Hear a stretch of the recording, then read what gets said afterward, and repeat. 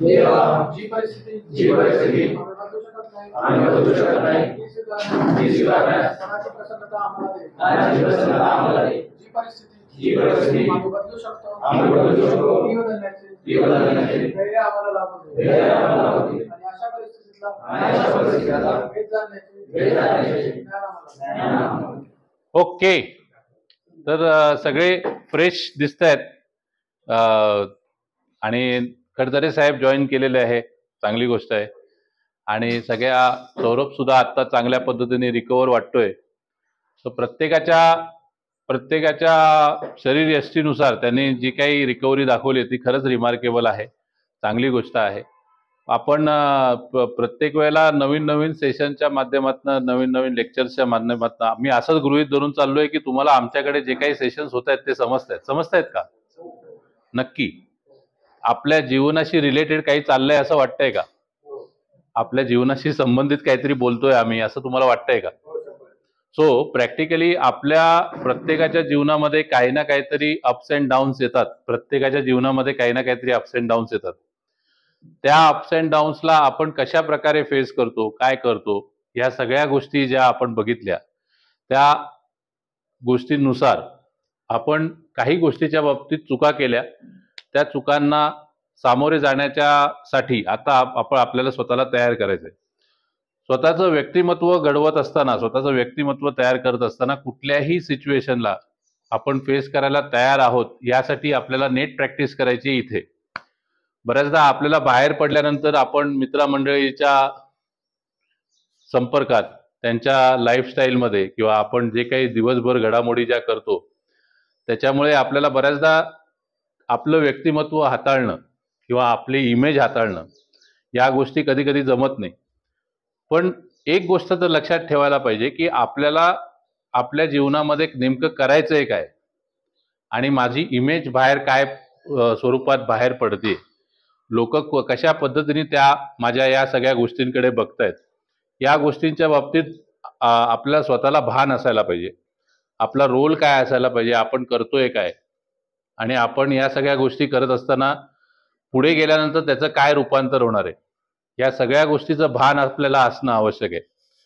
पण ज्या वेळेला आपण कुठल्याही व्यसनाच्या माध्यमामध्ये असतो किंवा कुठल्याही इन्फ्लुएन्समध्ये ज्या वेळेला असतो त्यावेळेला आपल्याला आपल्या जीवनाच्या संदर्भात काय घडतंय, आपल्या जीवनात भविष्यात काय होणार आहे आणि आपण नेमकं करतोय काय, या सगळ्या गोष्टीविषयी कधी ना कधीतरी थोडा संभ्रम तयार होतो.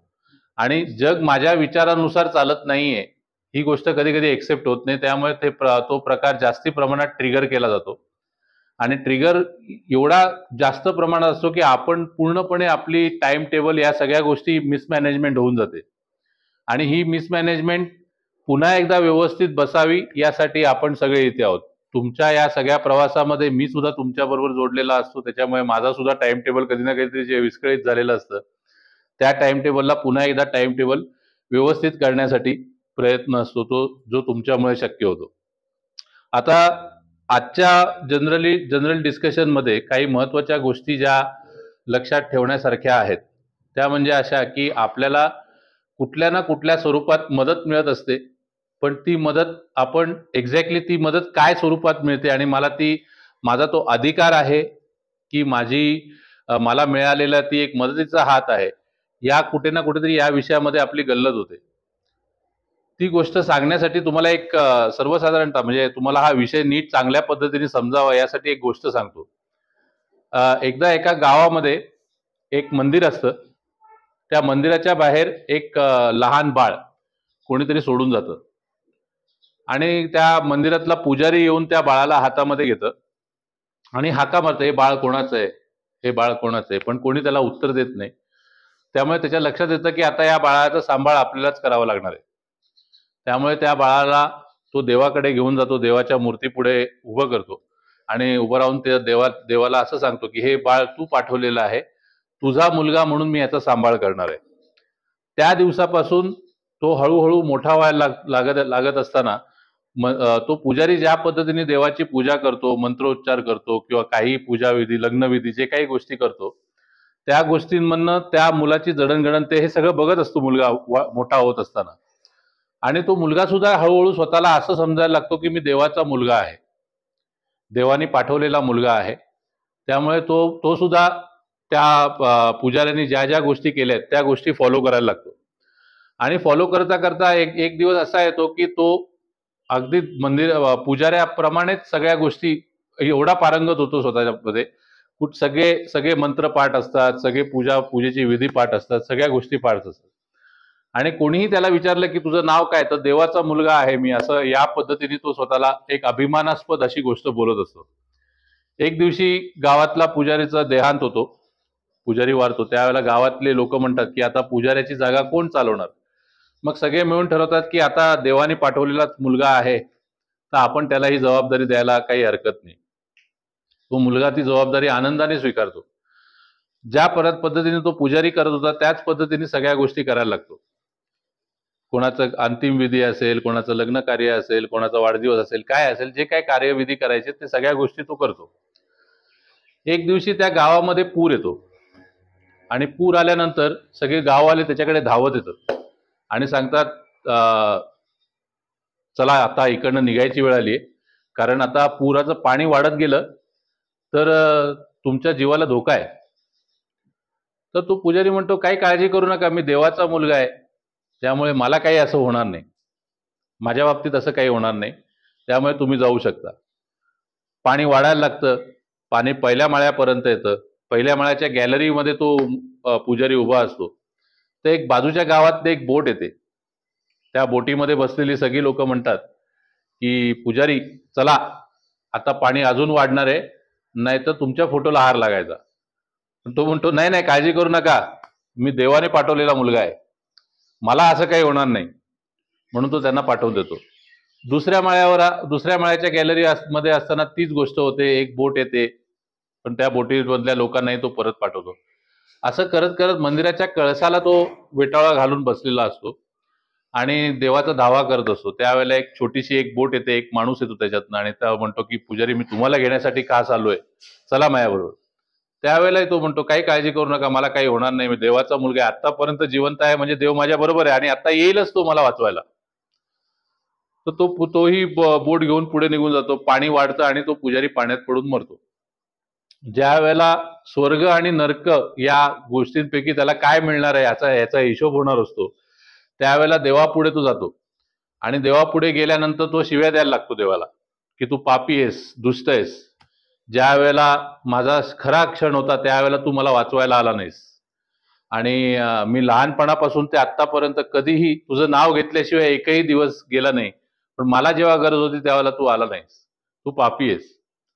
तर देव त्याच्याकडे एक मस्त स्माइल देऊन त्याला असं म्हणतात की या पूर्ण पृथ्वीवर सगळ्यात प्रिय असा कोणी जर होता तर तो तू होतास.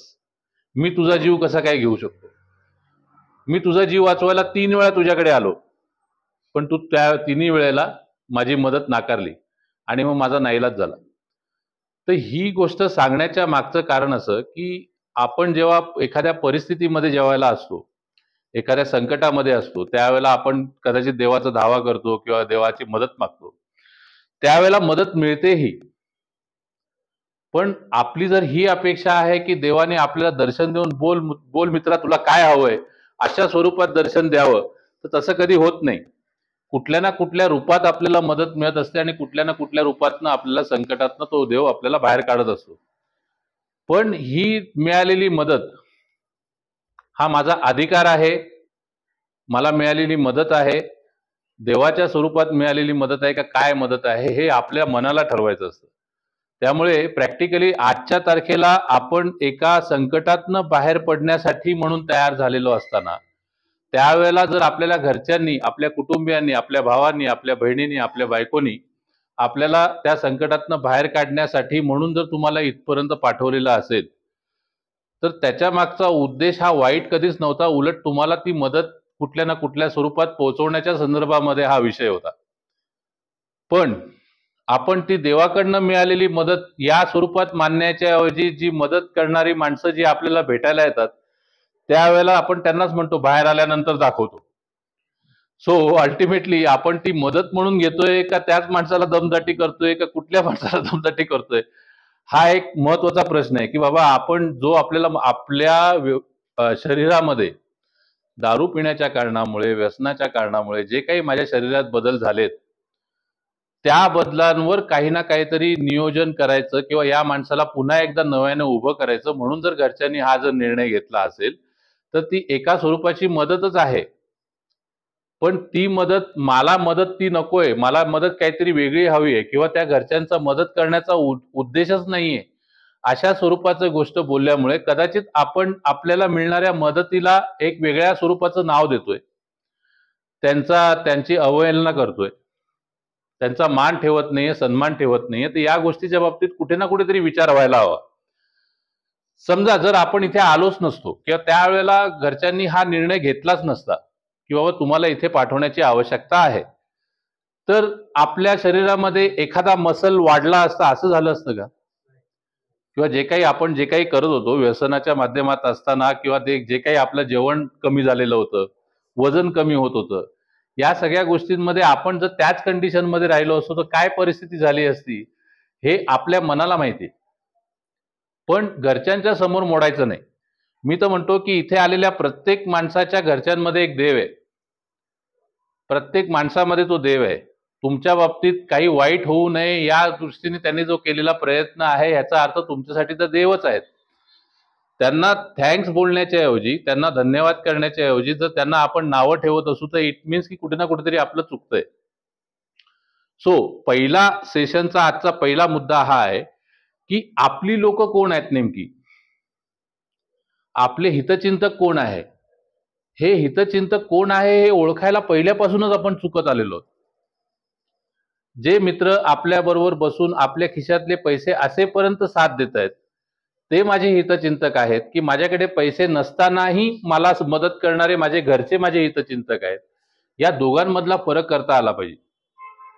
मला आजपर्यंत 15 वर्ष झाले हे सेंटर चालवतोय, पण या सेंटर चालवत असताना मला एकही असा क्लायंट, एकही असा पेशंट मला दिसला नाही की ज्याचे मित्र येऊन त्याच्याविषयी विचारपूस करतायत. बारमध्ये बसलेले मित्र येऊन विचारपूस करतायत की बाबा कसा आहे माझा मित्र, तब्येत सुधारते की नाही, किंवा त्याला हे आवडतं हे तुम्ही त्याला द्याल का, असं कोणीही मित्र आजपर्यंत आलं नाही.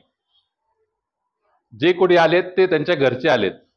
तुमच्या घरचे येऊन विचारपूस करतात की त्याची कावीळ बरी झाली आहे का, त्याचं जेवण वाढलंय का, त्याला खायला नॉनव्हेज छान वाटतं, त्याला गोड आवडतं, त्याला अमकं आवडतं, तमकं आवडतं. हे सगळं विचारणारे कोण आहेत? आपले घरचे आहेत ना. इट मीन्स की कुठे ना कुठेतरी त्यांना आपल्याविषयी कन्सर्न आहे. कुठे ना कुठेतरी त्यांना असं वाटतंय की या माणसाने आपल्या आयुष्यामध्ये बदल घडवावा आणि मेन ट्रॅकवर यावा. ज्या वेळेला फॅमिली मीटिंग होत असते त्यावेळेला आपला कम्प्लिटली भर हा कम्प्लिटली सायकोलॉजिकली म्हणा किंवा कुठल्याही पद्धतीने म्हणा आपला भर या दृष्टिकोनाकडे असतो की मी कधी बाहेर पडणार आहे, मला इकडनं बाहेर कधी पडायला मिळणार आहे. पण ज्या वेळेला मी फॅमिली मीटिंग कंडक्ट करत असतो त्यावेळेला मी फॅमिली मेंबरच्या डोळ्यात बघतो. फॅमिली मेंबरच्या डोळ्यामध्ये ते एक रूप दिसतं की आपला माणूस आपल्याला परत मिळणार आहे.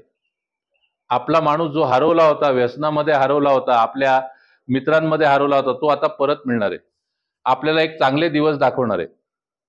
हे सगळे स्वप्न त्यांच्या मनामध्ये ऑलरेडी चालू असतात. पण त्या स्वप्नांना बघायच्या ऐवजी आपण आपलाच हे का पुढे पुढे चालवतो. म्हणजे मागच्या ग्रुपमध्ये सुद्धा मी ही गोष्ट सांगितली की ज्या वेळेला आम्ही फोन कॉल एखाद्याला अलाउ करतो आणि फोन कॉल लावून देतो त्यावेळेला तुम्ही कसे आहात, घरची परिस्थिती कशी चाललेली आहे, किंवा घरचे सगळे व्यवस्थित आहेत ना, तुम्ही 2 घास चांगले खाताय ना, तुमची तब्येत व्यवस्थित आहे ना, याविषयी विचारपूस कधीच होत नाही. कंटिन्युअसली या गोष्टीविषयी विचारलं जातं की मला लसूण चेडा हवाय,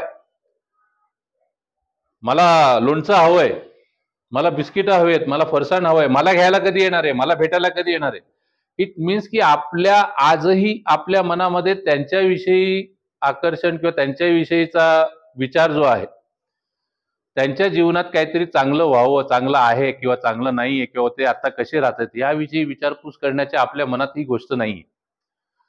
त्यामुळे प्रॅक्टिकली जर बघायला गेलं तर आपल्याला ही गोष्ट समजायला पाहिजे की माझ्याकडनं एक्झॅक्टली काय रोल अपेक्षित आहे, मी काय केलं की माझ्या आयुष्यामध्ये मी तो बदल करतोय. इथे येणाऱ्या प्रत्येकाच्या बाबतीत ज्यावेळेला फॅमिली मेंबर विचारतात की त्याचं कसं चाललंय, काय चाललंय, याविषयी सांगत असताना मी या गोष्टी नक्कीच सांगतो की त्याच्यामध्ये हा बदल आहे, हा बदल अपेक्षित आहे, पुढे गेल्यानंतर हा बदल होईल. या सगळ्याविषयी मार्गदर्शन करणं, याविषयी योग्य ती माहिती सांगणं माझं काम आहे. पण तो बदल ऍक्च्युली कोणामध्ये व्हायला पाहिजे? माझ्यामध्ये व्हायला पाहिजे का माझ्या बोलण्यामध्ये व्हायला पाहिजे? तो ऍक्च्युली बदल तुमच्यामध्ये व्हायला पाहिजे ना. ज्या वेळेला तो बदल तुमच्यातनं दिसेल त्यावेळेला काय असा अलार्म नाही वाजणार की बाबा आता आदेश चांगला वागायला लागलाय बरं का, किंवा आता कदम चांगला वागायला लागलाय. ते ऑटोमॅटिकली तुमच्यातनं येईल. जेव्हा ते तुमच्याकडनं येईल, तुमच्याकडनं दिसेल, त्यावेळेला ते ऑटोमॅटिकली लोकांपर्यंत पोहोचणारे, आपल्या घरच्यांपर्यंत पोहोचणारे. आणि तुमची ऍक्च्युअल जागा ही इथे राहण्यासाठी नाहीये. तुमची ऍक्च्युअली जागा ही आपापल्या घरी आहे. आपापल्या घरामध्ये एक चांगलं वातावरण निर्मिती करण्याची तुमची जागा आहे. पण ते करायच्या ऐवजी आपण या गोष्टीच्या गुरफट्यात पडलेलो आहोत की माझं चुकलेलंच नाहीये. ती चूक एक्सेप्ट केल्याशिवाय आपल्याला पुढे जाता येईल का? एखाद्या डॉक्टरांनी समजा सांगितलं की बाबा तुझं ऑपरेशन करावं लागणार आहे, तर आपण डॉक्टरांना असं म्हणतो का, काय कुठून डॉक्टर झाला तू, ऑपरेशन करावं लागणार? त्यावेळेला आपण हे मान्य करतो ना की हा बाबा मला प्रॉब्लेम आहे म्हटल्यानंतर मला ऑपरेशन करावं लागणार आहे. विदाऊट एक्सेप्टन्स, ज्या वेळेला तुम्ही चूक आपली एक्सेप्ट करता त्यावेळेला ती चूक पुन्हा होणार नाही याविषयी तुमचं पहिलं पाऊल असतं. पण जर तुम्ही ती चूक एक्सेप्टच नाही केली, तर याचा अर्थ असा होईल की ती परत परत चूक होणार आहे. तर ती परत परत चुका होऊ नये यासाठी आपल्याला तो एक्सेप्टन्स आपल्यामध्ये येणं तितकं गरजेचं आहे. ज्या दिवशी तो एक्सेप्टन्स माझ्यामध्ये येईल की हो माझ्या काही बाबतीत चुका झालेल्या आहेत, काही गोष्टीच्या बाबतीत मला बदल अपेक्षित आहेत, हे बदल मी परत असा चूक होणार नाही याविषयी काळजी करेन. बरं, आपल्याला ही इकडे आल्यानंतर आम्ही असं काही वेगळं असं ज्ञान तुम्हाला दिलंय किंवा असं जगातल्या वेगळ्या गोष्टी घडल्यात अशातला तर भाग नाही. हे लहानपणापासून माहीत असलेली गोष्ट आहे. जे मी आतापर्यंत जे 15 मिनिटापासून जे बोलतोय ते आपल्याला पहिल्यापासूनच माहिती आहे.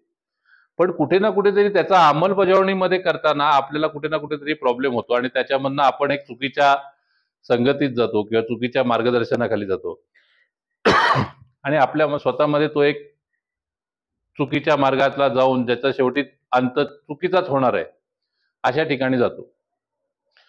सो आत्ताचा महत्वाचा मुद्दा हा आहे की आपण आता हे किती दिवस चालणार आहे? आपण आपल्या या व्यसनाच्या विचारांसह किंवा व्यसनाच्या माध्यमासह किती वर्ष आपण या शरीराशी लढणार आहोत? किती वेळा या शरीरावर त्या गोष्टीचा हॅमरिंग करणार आहोत? प्रत्येकाचं एक लिमिट आहे.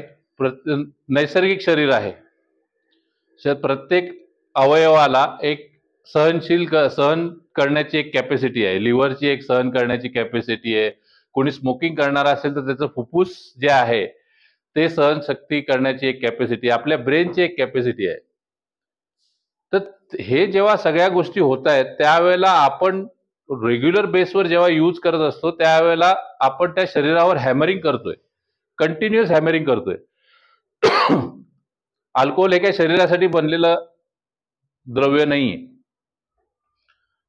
पण त्या गोष्टीमुळे एकदा मला आनंद मिळाला होता म्हणून त्या गोष्टीचा माझ्या शरीरावर मी हॅमरिंग ज्या वेळेला करतो त्यावेळेला ते अवयव जे आहेत ते कुठे ना कुठेतरी उत्तर द्यायला लागतात. आता मध्यंतरी एका पेशंटचा आम्ही रिपोर्ट काढले, त्यावेळेला त्याच्या रिपोर्टमध्ये कावीळ 6 पॉईंटच्याही वर, ज्या वेळेला कावीळ 6 पॉईंटच्या वर किंवा बिरुलिबिन ज्याला आपण म्हणतो 6 पॉईंटच्या वर जेव्हा जातं त्याचा अर्थ असा की त्या माणसाला कधीही रक्ताची उलटी होऊ शकते. पण ज्या वेळेला तो माणूस इतर ठिकाणी वावरत होता किंवा ज्या वेळेला तो इतर ठिकाणी फिरत होता त्यावेळेला त्याला ह्या गोष्टीचा सेन्सच नाहीये, कारण की ते काही साईन देत नाही आपल्याला की आता रक्ताची उलटी होणार आहे किंवा असं काही होणार आहे. सो हे इंटरनल डॅमेज किती झालेले आहेत हे आपल्याला इथे बसल्या बसल्या समजणार नाही. ज्या वेळेला आपण रेग्युलर बेसवर जातो का की मला आज लिव्हर फंक्शनिंग टेस्ट करायची, आज मला एलएफटी करायची किंवा मला आज सीबीसी करायचं, ह्या गोष्टी करतो का आपण? बाहेरच्या कंडिशन मध्ये राहत असताना आपण स्वतःच्या बाबतीत एवढे अवेअर नसतो.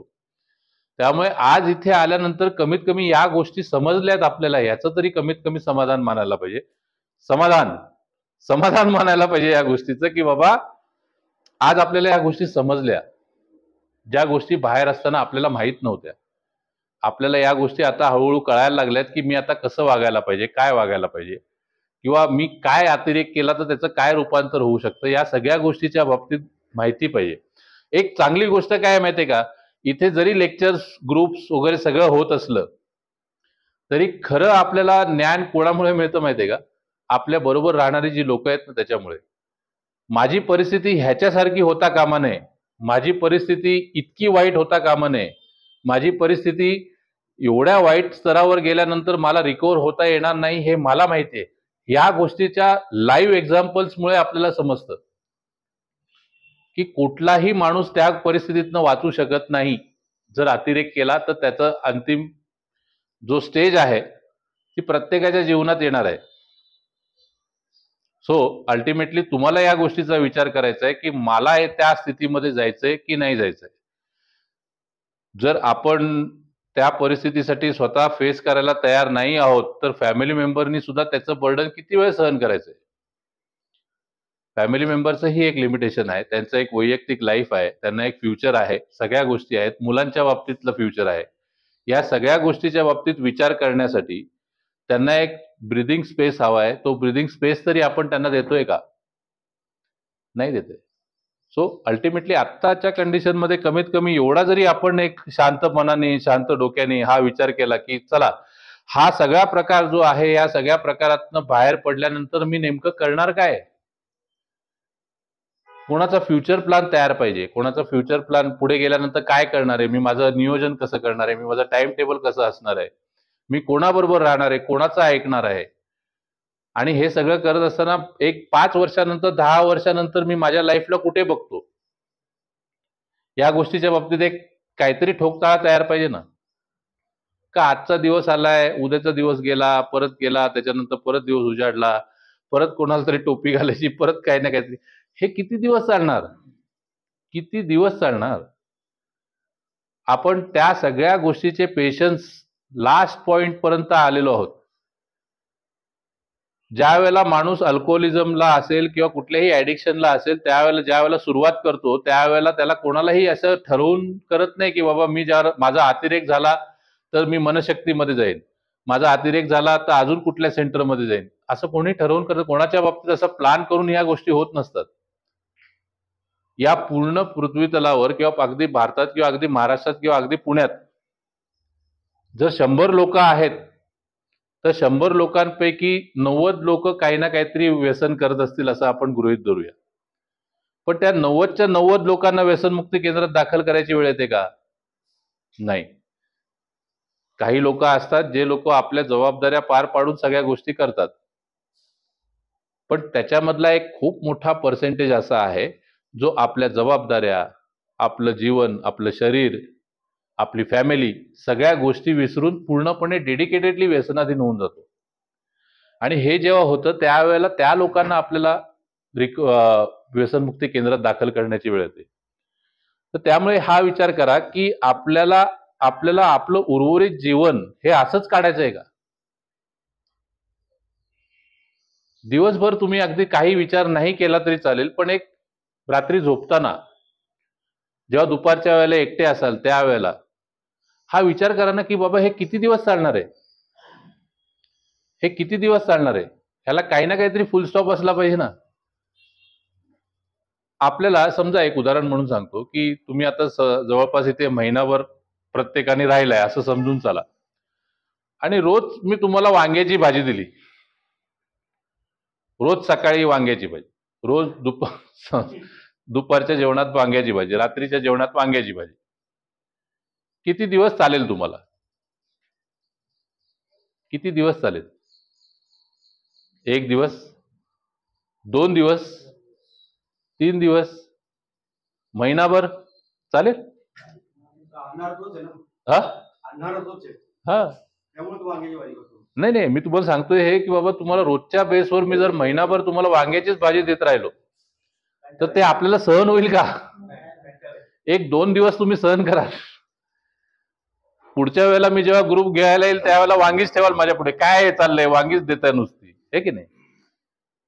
आणि एक सर्टन स्टेज अशी येईल की त्यावेळेला तुमचं डोकं अगदी सहनशक्तीच्या पलीकडे होऊन जाईल.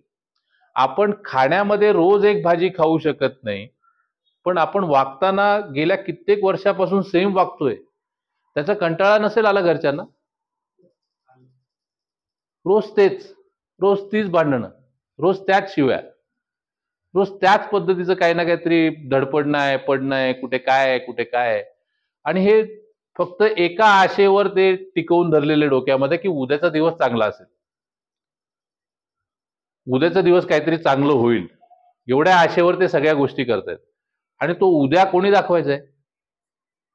देवानी, आपण दाखवायचंय ना. आपण जर व्यवस्थित राहिलो तर तो त्यांना उद्याचा दिवस दिसणारच आहे.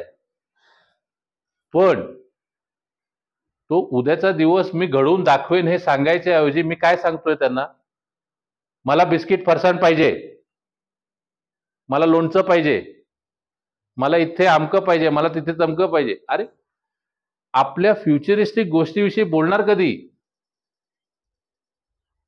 अच्छा चला, तुम्ही स्वतः कधी डिस्टर्ब झालेले असाल. प्रत्येक माणूस कधी ना कधीतरी विचारांमुळे डिस्टर्ब होतो, काही ना काहीतरी परिस्थिती चुकीची घडते त्याच्यामुळे डिस्टर्ब होतो.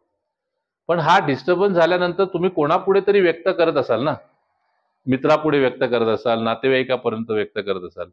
पण आपल्या वागण्यामुळे जो काही त्रास घरच्यांना भोगायला लागतोय किंवा कुठल्याही परिस्थितींना त्यांना सामोरे जायला लागतंय, ते काय असं बाहेर जगापुढे सगळ्यांना सांगत सुटतात का की हा असा वागतोय, हा असा वागतोय? ते कोणाशी बोलणार? तुमच्याशीच बोलणार ना. पण त्यांचं काय म्हणणं आहे हे ऐकून घेण्याची तरी मानसिक तयारी माझी आहे का? माझी मेंटल प्रिपरेशन आहे का? या बाबतीत तरी विचार व्हायला हवा.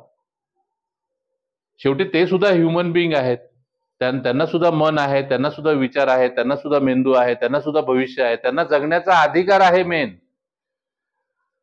तो जगण्याचा अधिकार तरी आपण त्यांना देतोय का, या गोष्टीचा विचार करायचा. सो माझा आजच्या सेशनचा किंवा आजच्या या सगळ्या चर्चेचा एकच मतितार्थ आहे की जे कोणी आपले घरचे आहेत ना, ते देवरूपात आहेत.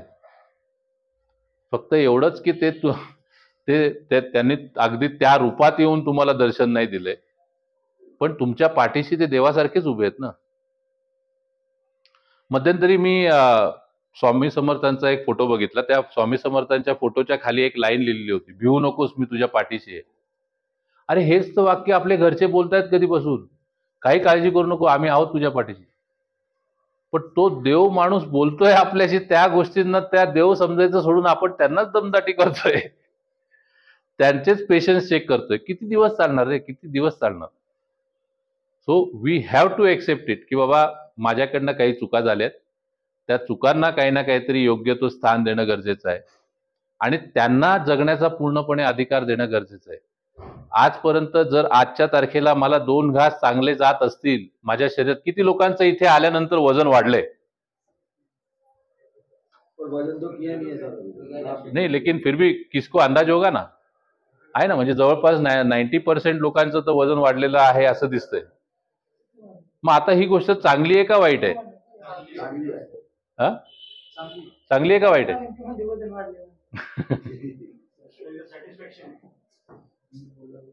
येईल, थांब जरा, बस 2 मिनिट. तर ही आपल्यामध्ये आपल्याला 2 घास जास्त जाणं ही गोष्ट चांगली आहे, बरोबर आहे ना. आपलं वजन वाढणं ही गोष्ट चांगली आहे.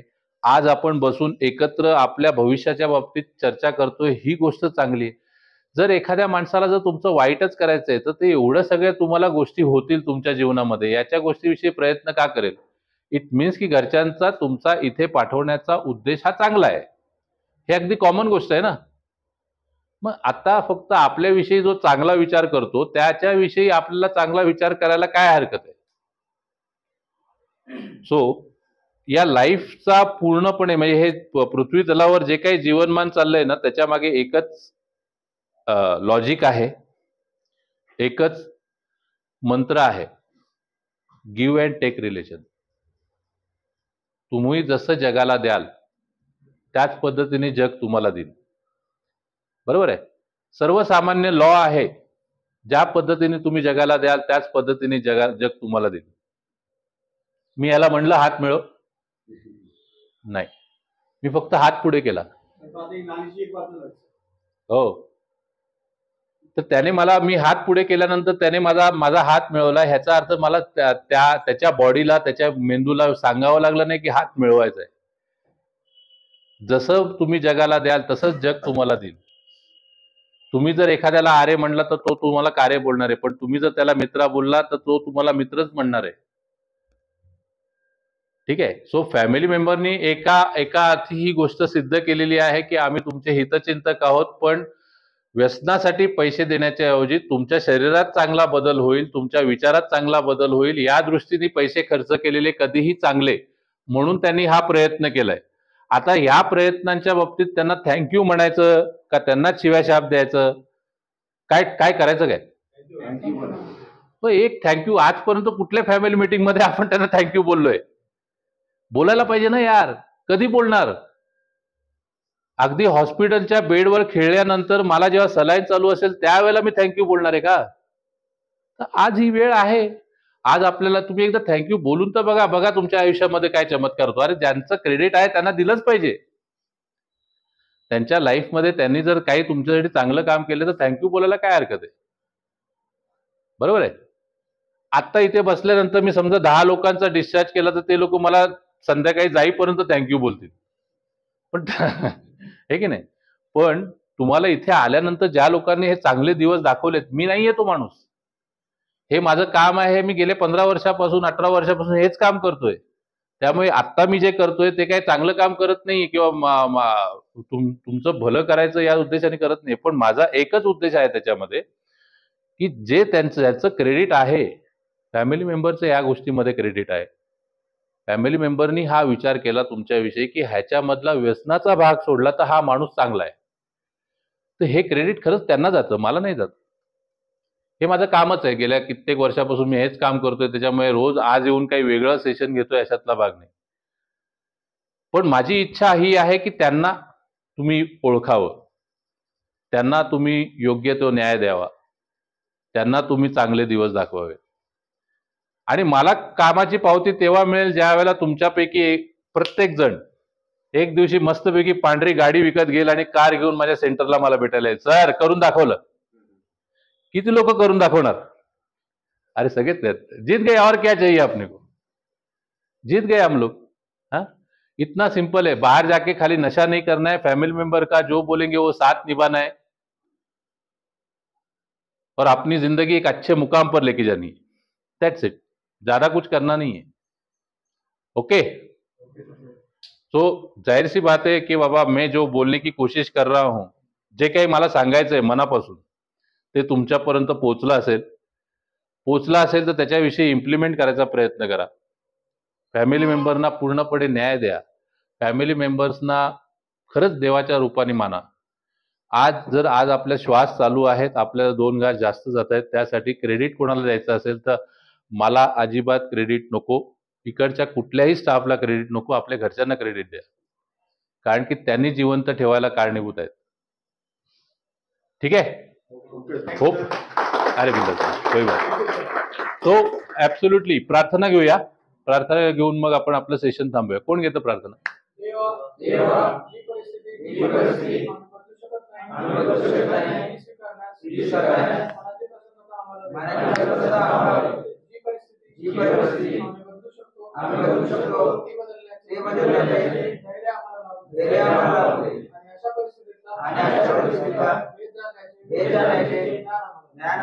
Okay, thank you.